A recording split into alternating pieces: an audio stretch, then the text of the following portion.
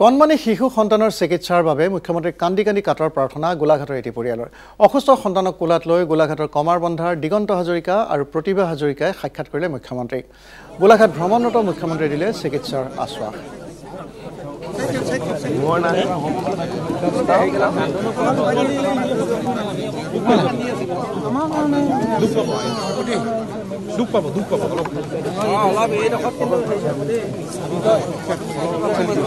ইয়াৰ মানে নাভৰ অলপ প্ৰব্লেম আছে তাকে ছাৰ ওচৰলৈ আহিছিলোঁ হয় তেখেতে কোন হেৰি কৰি দিম বুলি কৈছে আৰু বাইদেউৰ কথা পাতে বুলি কৈছে প্ৰব্লেমটো ছাৰ জন্ম ভাবি পাই আছে আমি মানে 3 বছৰমান গম পাইছোঁ আৰু